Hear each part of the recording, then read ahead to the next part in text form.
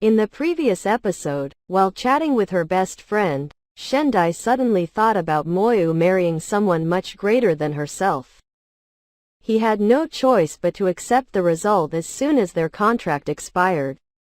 On Monday afternoon, Shendai bought a bicycle, both saving money and shortening the distance from the subway station to Moyu's house. He is satisfied with the car, because it not only travels quickly but can also exercise on the way home. However, when Shendai arrived at Moyu's house on his bicycle, the butler was already at the door greeting Shendai. Shendai asked if he could put the bike in the yard, or you can keep it in the garage. The butler's face stiffened, then he asked Shendai if he knew how to drive a car. Shendai replied yes, but I don't have a car. The housekeeper said, if you find it inconvenient to have the shuttle driver, then I can give you a modest car for you to drive yourself. Shendai refused the butler uncle's offer, because Shendai did not want his colleagues to know about the sudden change in his lifestyle. Because that's the best way to keep this relationship private. Said it doesn't really matter what means of transport I use to get to work. The butler felt helpless and then told Shendai to put the bicycle in the garage. Shendai told the butler to bring dinner to his room after he took a shower.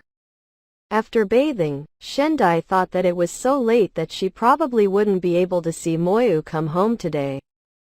Shendai sat at his desk. He calmly removed the pheromone inhibitor patch from the back of his neck and threw it in the trash. He continued his work. This time Shendai always told the maid to bring rice to the room, to avoid an outsider like himself suddenly appearing in front of the other party. On the other hand, Moyu often dines out and rarely eats at home. But sometimes at midnight, when she heard the sound of a car engine in the yard, Shendai would quietly pull the curtain to watch Moyu get out of the car and slowly go into the house. Shendai felt really satisfied that he could now see Moyu from such a close distance at this time.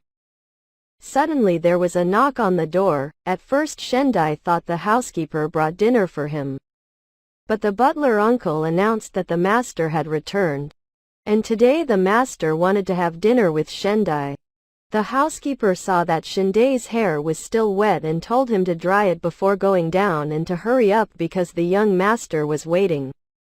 Closing the door, Shendai felt nervous because it was his first time eating with Moyu at home. As he descended the stairs, Shendai noticed that Moyu was dressed casually, appropriate for his age. That's right. This man is only 24 years old. Shendai approached the dining table and said good evening to Moyu. I didn't expect that Moyu would sit and wait for me to eat with him. Moyu told Shendai to sit down. The last time he ate with Qu Moyu, the whole process of Shendai was very stressful. But this time is different. This is the first time Shendai has seen a different form of Qu Moyu at home. Moyu remained focused on her work. Instead, Shendai smiled, unable to hide the happiness that welled up in her heart when she thought that this was different from the last time they ate together. At this moment an elegant fragrance suddenly entered Moyu's breath. He raised his head and was a little shocked.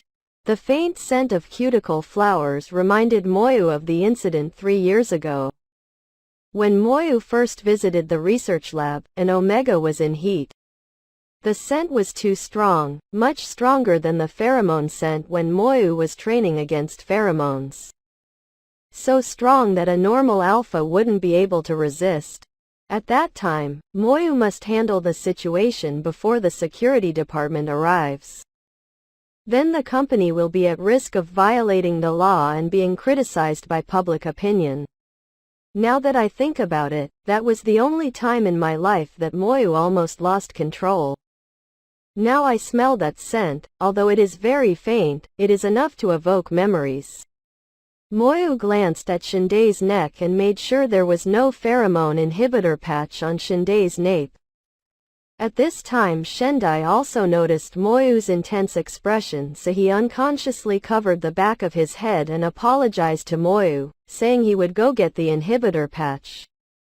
Moyu then turned away and told Shendai not to worry, there was no need to go get it, but to sit down and eat.